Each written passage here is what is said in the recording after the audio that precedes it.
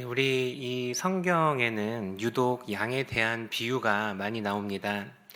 성경은 이스라엘 백성들을 양에 비유하고 예수님을 알지 못하는 자들을 잃어버린 양이라고 표현합니다. 성경에는 약 742번 양이라는 단어가 등장하는데 이 단어가 성경에 이렇게 자주 사용되는 이유는 양이 이스라엘 백성들에게 아주 친숙한 동물이었기 때문입니다.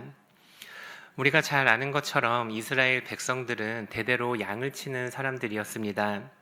아브라함, 이삭, 모세, 다윗 모두 양을 치는 목자였고, 또 양은 이스라엘과 삶을 공유하는 동반자와 같은 동물이었습니다. 둘째로 성경에 양에 대한 비유가 이렇게 많이 나오는 이유는 양이 갖고 있는 특징들이 우리들의 모습과 비슷하기 때문입니다. 양은 일단 시력이 안 좋습니다. 눈에 보이는 게 없어서 눈앞에 뭐가 움직이면 그것을 졸졸 쫓아다니는데 늑대들은 양의 이러한 속성을 사용해 좁은 골짜기로 양들을 유인한 후에 잡아먹는다고 합니다. 또 양은 방향 감각이 없어서 앞에 낭떠러지가 있어도 알아차리지 못하고 그냥 걸어간다고 합니다. 다리가 짧아서 잘 넘어지고 또 넘어지면 혼자서는 일어날 수가 없다고 합니다. 누구의 도움 없이는 살아갈 수 없는 이 양의 모습은 예수님 없이 살아갈 수 없는 우리의 모습과 아주 닮아 있습니다.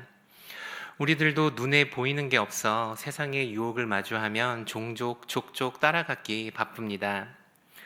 다리도 짧아서 삶의 고난 속에서는 매일같이 넘어지고 또 우리는 넘어지면 혼자서 일어날 수도 없습니다.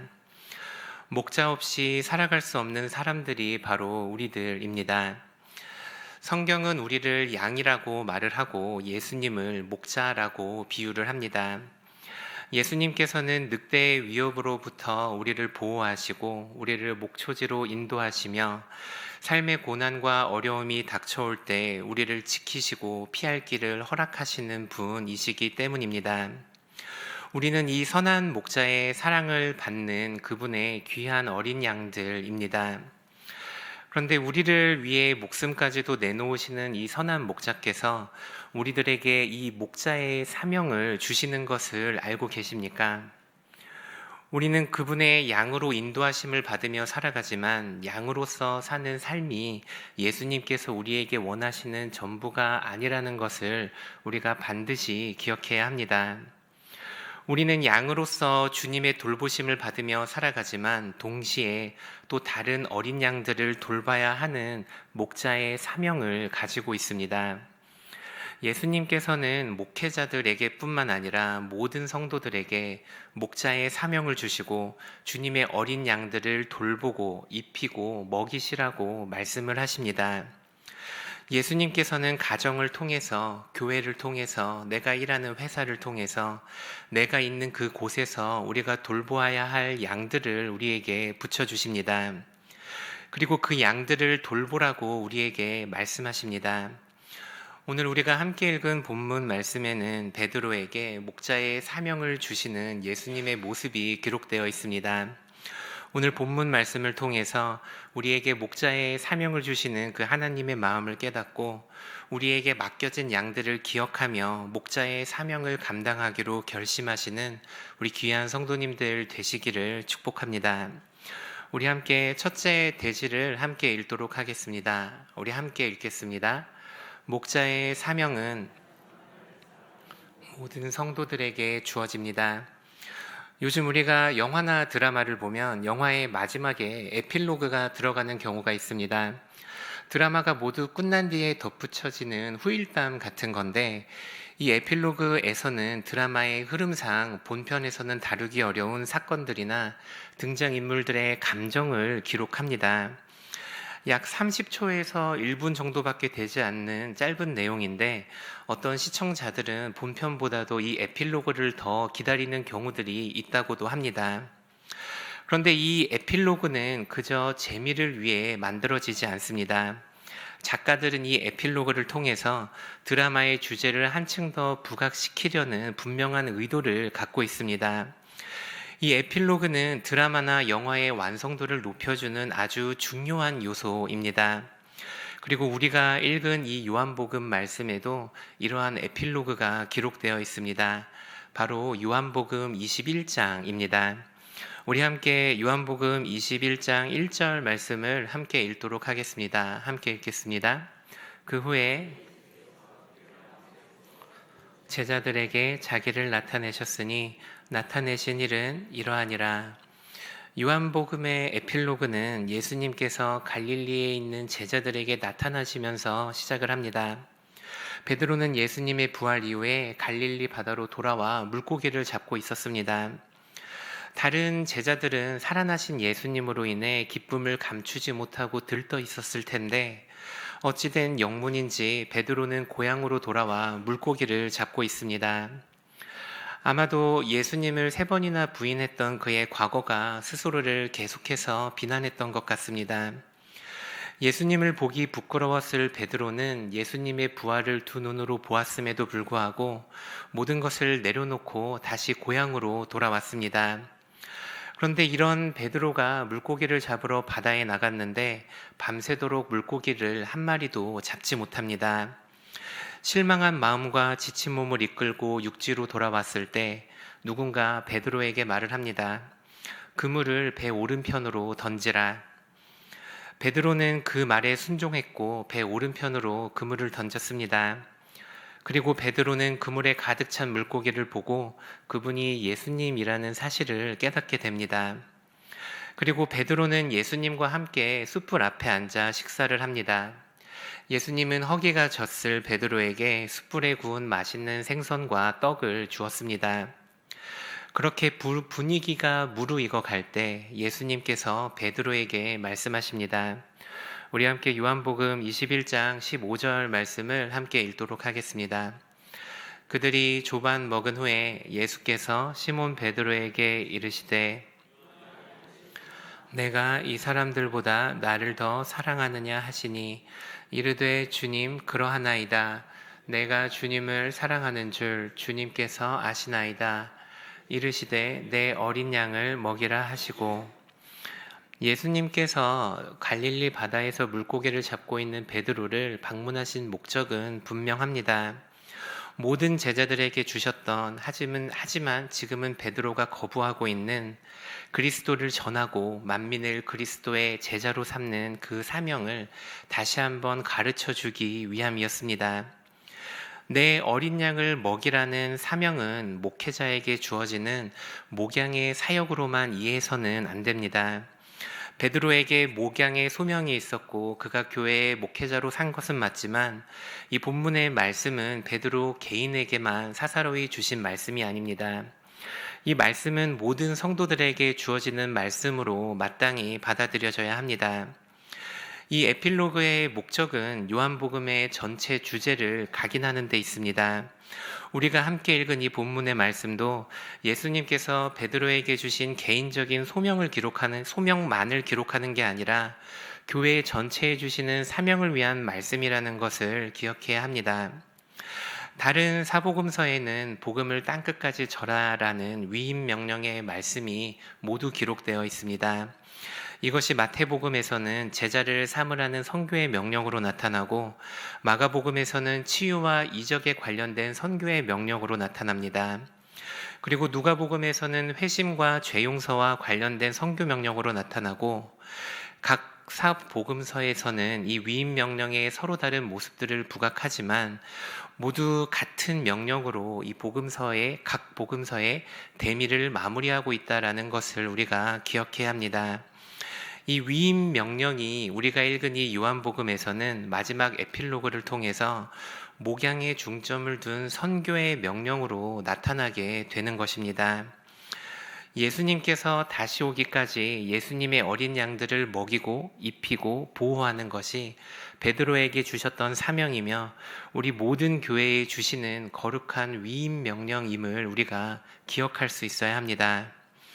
요한복음의 이 마지막 에필로그에서 예수님께서 베드로에게 목양의 사명을 주시는 것은 주님의 양을 치는 이 사명이 우리 모든 성도의 사명이라는 것을 분명하게 알려주시기 위함입니다. 하나님께서는 우리 모두에게, 우리 각자에게 우리가 먹여야 할 양들을 붙여주십니다. 우리가 먼저로는 교회에 맡겨진 우리 자녀들이 하나님의 어린 양이라는 사실을 기억할 수 있어야 합니다. 우리는 그 어린 양들이 하나님에 대해 듣고 하나님에 대해 배우고 하나님을 알 수 있도록 가르쳐야 하는 책임이 있다라는 것을 기억하시기 바랍니다. 목회자들과 교육부서의 교사들뿐만 아니라 모든 성도들에게 이 자녀들이 하나님께서 우리에게 주신 어린 양임을 깨닫고 이 양들에게 좋은 신앙교육을 가르치고 이 아이들을 돌보기 위해 노력을 해야 합니다. 이 자녀들을 돌보는 일들이 우리에게 맡겨진 일들임을 기억하고 교사로 자원하고 또 교육부서를 위해 기도하고 또 정서적으로 또 물질적으로 후원은 하는 일들에 힘써야 합니다. 특히 우리 자녀들 가운데 소외받는 아이들은 없는지 또 학교 생활에 적응을 못하고 있는 친구들은 없는지 돌아볼 필요가 있습니다. 우리 가운데 있는 자녀들 중에서 꽤 많은 아이들이 학교에 적응하지 못하고 방황을 하고 있습니다. 그 이유가 뭐가 되었든 아이들이 적응하지 못하고 방황하는 모습은 모두 다르지만 모든 아이들이 우리들의 관심과 돌봄이 필요하다는 데는 차이점이 없습니다. 이 자녀들을 양육하고 돌보는 책임이 부모님에게만 있다고 결코 말씀하시지 않기를 바랍니다. 하나님께서 우리를 한 교회로 모으시고 우리를 한 가정으로 삼으시고 우리에게 맡겨주신 이 자녀들을 양육하는 목양의 사명을 주셨습니다. 우리 주변에 있는 우리 교회의 자녀들이 하나님께서 맡기신 하나님의 어린 양들입니다. 이 양들을 목양하는 마음으로 하나님께서 주시는 이 목양의 사명에 순종하는 마음으로 우리 자녀들에게 관심을 갖고 또 따뜻하게 인사해 주시고 또 우리 자녀들을 위해 기도해 주시는 우리 귀한 성도님들 되시기를 축복합니다. 또한 둘째로 우리 순에서 만나는 순원들이 우리에게 맡겨지는 어린 양임을 기억할 수 있어야 합니다. 순장에게는 이 순원들을 돌보는 일들이 목양의 사명을 감당하는 일들이고 또 순원으로 다른 순원들을 살피며 순모임에 적극적으로 참여하는 일도 이 목양의 사명에 참여하는 일임을 기억하시길 바랍니다. 우리 순모임 안에서 서로의 이야기를 경청해주고 또 서로를 위로하며 기도하는 일도 목양의 사명에 참여하는 일입니다. 우리 삶 안에 얼마나 다양한 일들이 있습니까? 또 우리 삶 가운데 이해할 수 없는 일들이 정말로 많이 일어납니다. 세상에서 상처받고 또 넘어지고 무너지는 일들이 우리 매일의 삶에서 일어납니다. 우리가 속한 그 순 안에서는 서로 판단하지 않고 서로 이해해주고 또 서로 안아주고 서로를 위해 기도해 주시기를 바랍니다. 순장님에게 뿐만 아니라 모든 순원분들에게도 서로를 돌아보고 서로를 보살펴야 하는 사명이 있다라는 사실을 기억하시는 우리 귀한 성도님들 되시기를 축복합니다. 또 우리가 있는 회사에서도 우리에게 주어진 목양의 사명을 감당할 수 있습니다. 때로는 사회에서 살아가는 우리의 모습들이 한없이 작고 또 무능해 보일 때가 있습니다. 하지만 그런 사명 상황 가운데서도 하나님께 목자의 사명을 받은 자로서 당당하게 살아가시며 우리에게 맡겨진 일들을 감당하시기를 바랍니다. 비록 내가 하는 일들이 때로는 시시해 보일지라도 그리고 하나님 앞에 영광이 되지 않는 일처럼 보일지라도 회사에서 맡겨지는 일들을 충성되게 감당하고 또 회사에서 알게 된 직장 동료들을 보살피고 살피는 일이 하나님께서 내게 맡기신 그 어린 양들을 돌보는 일이 될 수 있다라는 사실을 기억하시기를 바랍니다. 우리 그리스도인의 삶은 나의 삶만 잘 산다고 잘 하는 게 결코 아닙니다.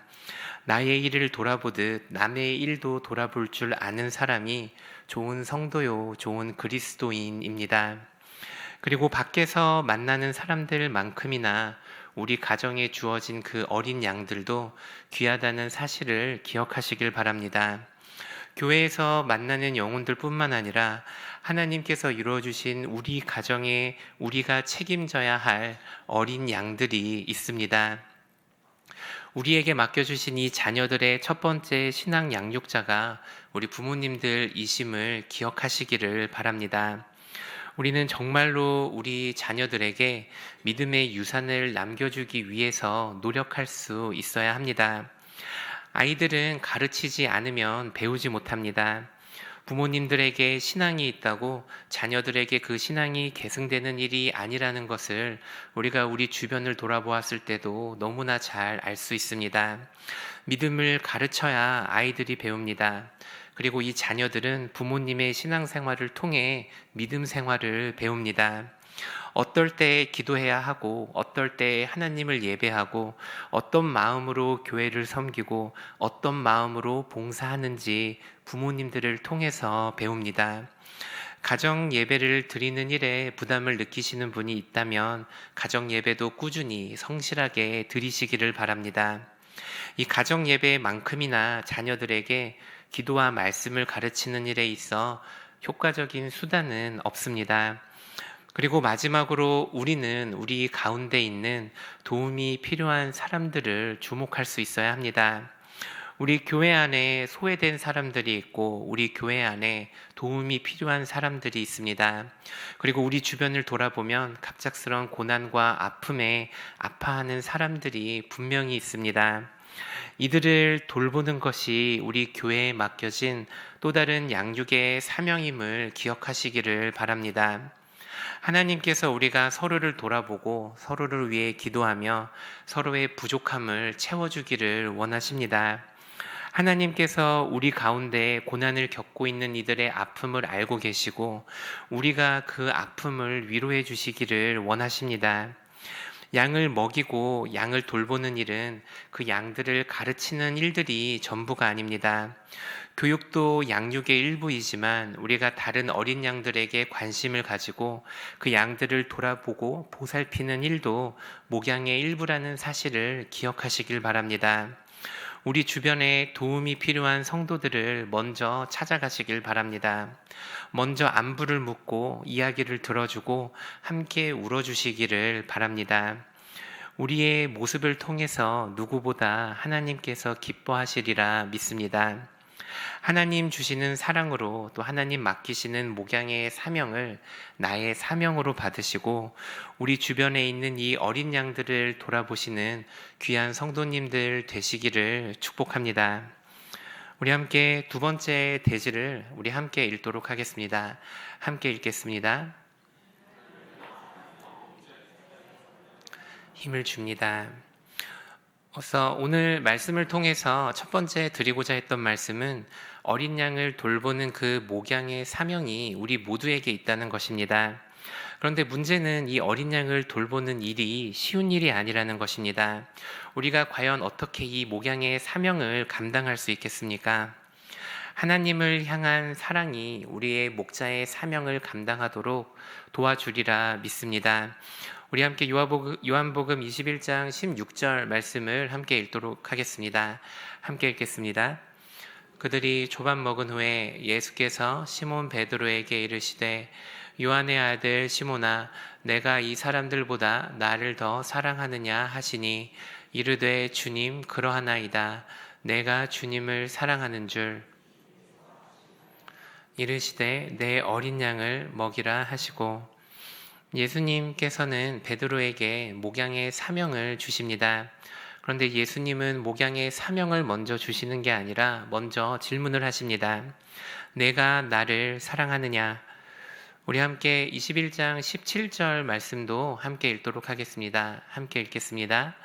세 번째 이르시되 요한의 아들 시몬아 내가 나를 사랑하느냐 하시니 주께서 세 번째 내가 나를 사랑하느냐 하심으로 베드로가 근심하여 이르되 주님 모든 것을 아시오매 내가 주님을 사랑하는 줄을 주님께서 아시나이다. 예수께서 이르시되 내 양을 먹이라. 베드로가 예수님에게 대답했습니다. 네 주님, 내가 주님을 사랑합니다. 그러자 예수님께서는 한 번 더 물으십니다. 요한의 아들 시몬아, 내가 나를 정말 사랑하느냐? 예수님께서 세 번 내가 나를 사랑하냐고 물어보신 이유는 아주 의도적이셨습니다. 예수님은 베드로가 예수님을 3번 부인한 것 때문에 예수님이 주신 사명을 감당하지 못하고 갈릴리로 돌아온 것을 너무나도 잘 아셨습니다. 예수님께서는 베드로의 상처와 아픔을 아시고 예수님을 사랑하는 베드로의 마음을 아시면서도 3번을 물어보신 것입니다. 베드로를 정죄하기 위해서가 아니라 나를 사랑하는 그 마음이면 충분하다. 내가 너를 이미 사랑하고 나를 향한 그 마음이면 족하다는 사실을 알려주기 위해서 의도적으로 3번 물으셨습니다. 그리고 베드로는 3번 대답합니다. 네, 주님, 내가 주님을 사랑하는 줄 주님께서 아시나이다. 그리고 예수님께서는 베드로에게 3번 말씀하십니다. 내 양을 먹이라. 예수님의 어린 양을 목양하는 일은 우리들에게도 쉽지 않은 일입니다. 나의 안에도 여전히 해결되지 않은 아픔들이 있고 내 삶에도 해결해야 하는 삶의 문제들이 수없이 많기 때문입니다. 다른 사람을 돌볼 상황이 아니라 나도 내 앞가림을 하느라 정신없는 삶을 살고 있는 게 바로 우리들의 삶입니다. 그런데 예수님께서는 그런 우리들에게 물어보십니다. 내가 나를 사랑하느냐? 예수님께서는 이 양을 치는 일이 쉽다고 말하시지도 않으셨고 우리 안에 해결되지 않은 이 어려움들도 가볍게 보신다는 의미가 아닙니다. 누구보다 우리의 아픔을 아시고 누구보다 우리 삶의 어려움들을 아시고 누구보다 가까이서 우리의 아픔을 아파하시는 분이 바로 하나님이십니다. 그런데 그 하나님께서는 우리에게 말씀하십니다. 내가 나를 사랑하느냐?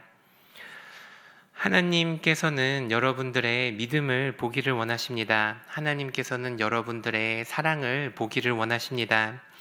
여전히 해결되지 않은 삶의 어려움들과 아픔들이 있지만 그럼에도 불구하고 내 말에 순종하고 앞으로 나아올 자들, 누군가를 돌볼 여력이 없음에도 불구하고 남을 위해 시간을 내고 남의 이야기를 들어주고 남을 위해 마음을 쓰려는 사람들, 하나님께서는 그런 사람들을 지금도 찾고 계십니다.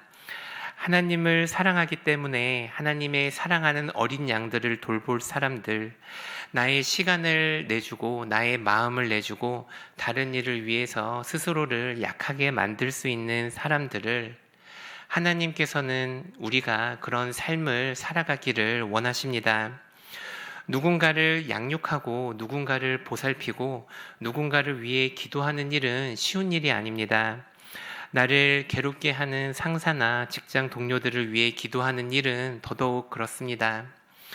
우리가 육신으로 낳은 자녀들을 돌보는 일도 어려운 일인데 피 한 방울 섞이지 않은 타인을 위해 나의 시간과 마음을 내어준다는 것이 쉬운 일이겠습니까? 나의 삶에도 해결해야 할 일들이 쌓여 있고 해결해야 할 일들이 쌓여 있는데 누군가의 이야기를 들어주고 그 이야기에 내 마음을 쓰고 또 이야기가 끝난 뒤에는 그 후유증으로 괴로워하는 일이 과연 지혜로운 일이겠습니까? 그런데 하나님께서는 우리 모두가 그 일들을 감당하길 원하신다는 사실을 기억하시기를 바랍니다. 하나님께서는 오늘날 여러분들에게도 같은 질문을 하십니다. 내가 나를 사랑하느냐? 하나님께서는 우리가 하나님을 사랑하는 마음으로 우리에게 맡겨지는 그 목양의 소명을 감당하기를 원하십니다. 하나님을 사랑하는 마음으로 누군가를 위해서 나의 시간을 내어주고 하나님을 사랑하는 마음으로 나의 재정을 부어주고 하나님을 사랑하는 마음으로 나의 마음과 나의 공간을 내어주는 그런 목양의 사람을 지금도 찾고 계십니다. 하나님께서는 우리에게 말씀하십니다. 내가 나를 사랑하면 내 사랑하는 어린 양들을 돌보라. 하나님을 사랑하는 마음으로 우리에게 맡겨진 어린 양들을 보살피는 우리 귀한 성도님들 되시기를 축복합니다.